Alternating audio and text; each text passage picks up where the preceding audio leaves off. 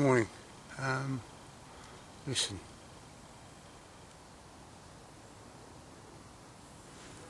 Quiet. Really quiet. All I can hear, and it's to my right, it's way over that way, is the sound of traffic. A very low roar. I've just seen a fox skip by. Unfortunately I didn't have the camera out. I'm here and I've just settled down into my favourite place, and got a big handful of bracken and some twiggy bits, and I'm going to cook me up some fried green tomatoes, white pudding and peed blues. Really simple, and have a chat in a minute and I'll be going over my hammock. Well, not on here maybe, but just setting it up because I need to tweak it a bit. But anyway guys, it's too quiet to talk noisily, and I'll speak to you in a bit. Bye. Or, well, not bye really. See you in the next frame.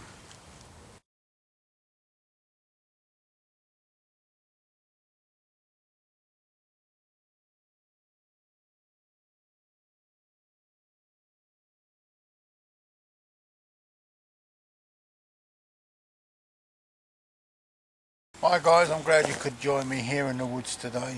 It's early in the morning. Not sure what the time is now. Check.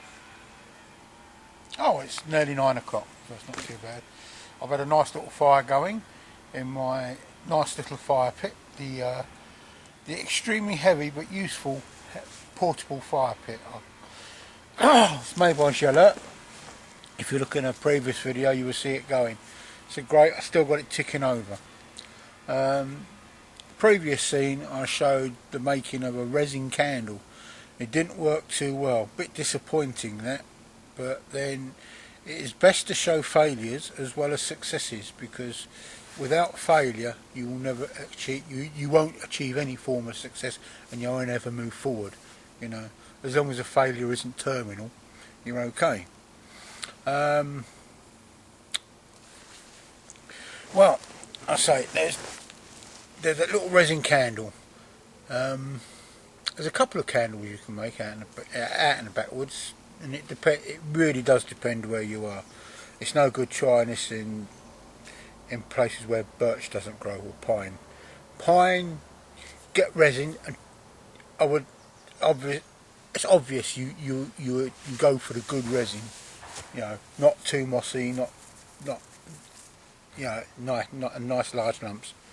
Get a stick about that long, cut it into quarters at the top, and two thinner sticks just to splay, like you're making a 4-point spear. Then you drop your resin in there. Another way of doing it is to fold the birch bark up, like concertina fashion. Again, stick it in a slit in the wood, and it makes quite an acceptable piece of lighting equipment. I made the birch bark one for one of the brownies last year, or no, this year actually. I made a little birthday candle using birch bark, and she was quite pleased with it.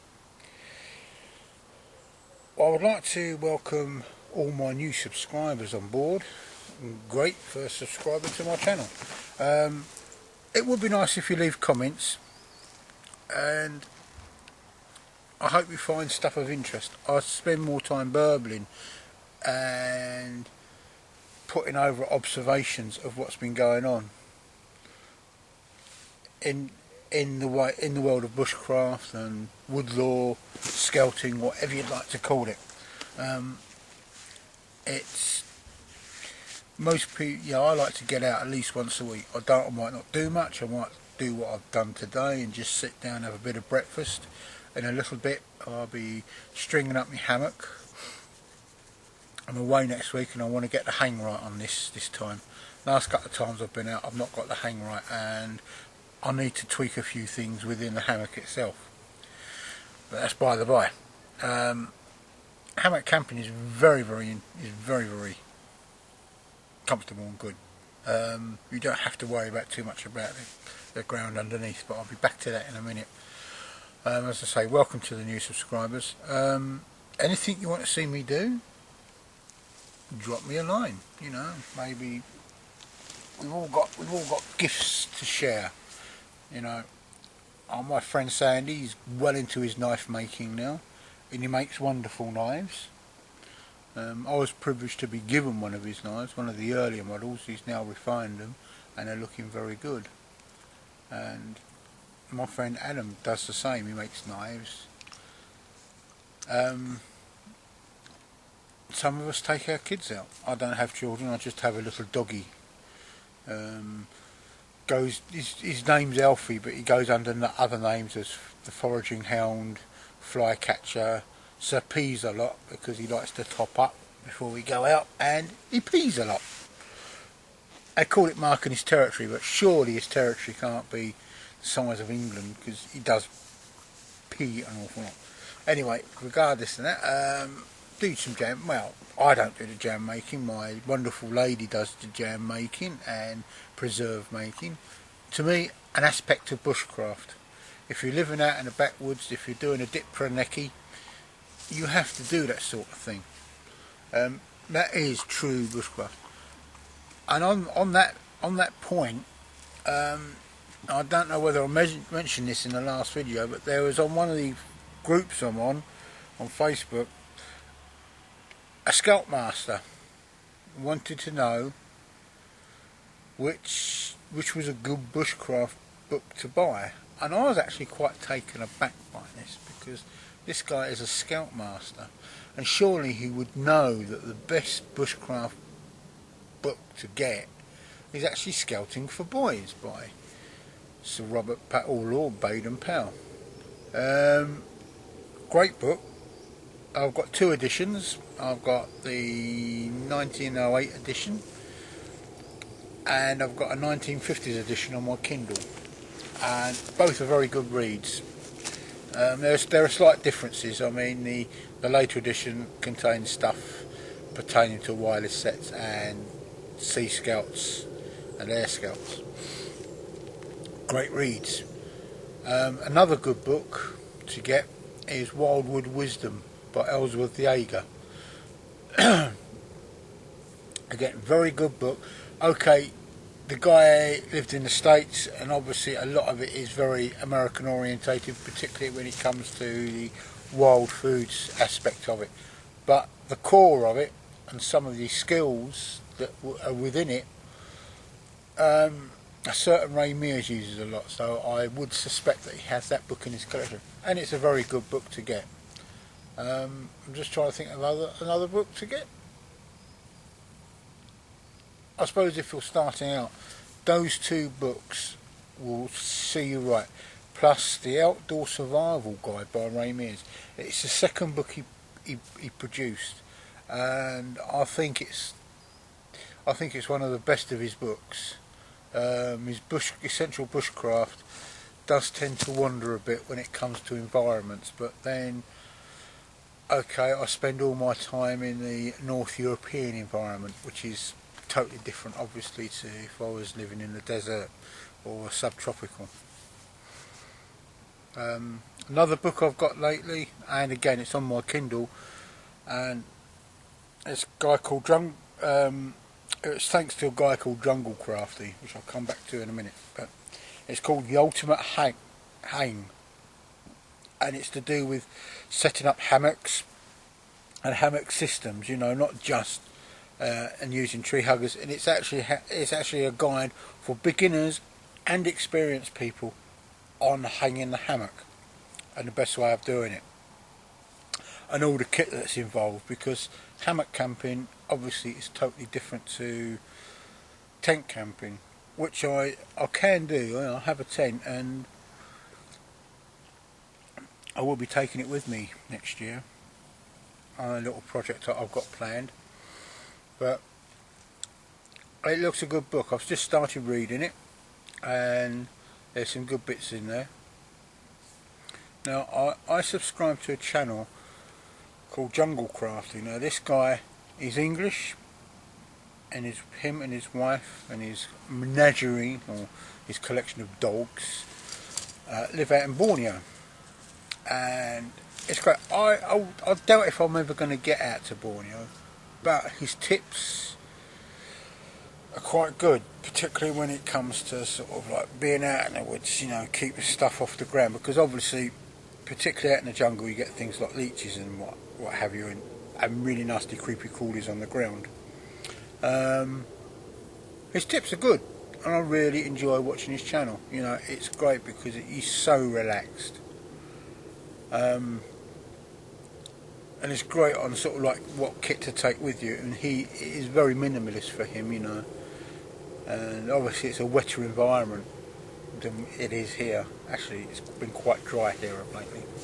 And I say his book, or his recommendation of one of his books is The Ultimate Hang. Really good book. Not much else to say really. Just waiting for this water to heat up so I can finish cleaning the pan out. I do have a lot of plans set up. Of late I've not done a lot of walking. I've not really got out as much as I like. I get out into the woods and I have a cook up and a bit of sit down and a chat with you guys, but I haven't really done much, and I really want to get out more. For me, this whole bushcraft, scouting, woodlawry thing, for me is a very solitary pursuit. I love doing this thing on my own. I've got a wonderful lady out there that's very tolerant and doesn't mind me going out and doing my own thing. There's so much more I'd like to do, but time, and occasionally money creates a barrier. I've got the plans to do a walk next year. Partly been inspired by a guy called Alfred Wainwright and Julia Bradbury, a woman that has presented a series of walks on a TV programme, and that is walking from St Bees to Robin Hood's Bay, and it's basically across a narrow bit of England. It's about 200 odd miles, and it will take about 3 weeks to do. Obviously got to plan it out because I want to be able to do this in one lump, and you basically got to mix it in with a bit of wild camping and a bit of B&B. It could be good fun. I hope it is. Apparently the tradition is you dip your toe in the Irish Sea, pick up a pebble at St Bees, and you walk across England. You get to Robin Hood's Bay, and you dip your toe in the North Sea and deposit the pebble. The reason why Wainwright chose that way, going from St Bees to Robin Hood's Bay, is because the wind's at your back most of the time. A few weeks time I'm off up to Scotland. Must sort that out. I'm going up to the west coast foraging with a group of guys, and also I'm doing the autumn harvester, which I've got to contact the guys about. As far as chit chat, that's about it for today. I really would like to build up a nice little community of guys so that we can get together every so often just as a meet-up. Oh, talking about that, I saw some pictures from the Wilderness Gathering. I do not go to these sort of things. It's not my thing. I like to get out in the wood. I like to get out in the woods, not just talk about it. You know, today I'm out here and I'm chatting, but I'm out here and I'm doing stuff. And a couple of people left a pitiable campsite.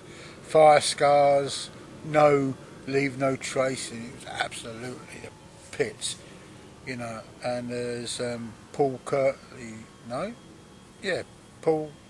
Dan Hume at Woodlaw succinctly pointed out that if people cleared up behind them after they've been out in the woods, we might be allowed to have fires.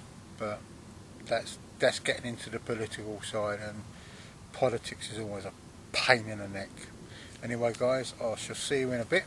I'm going to have a play with my hammock and just chill out for a while. Bye.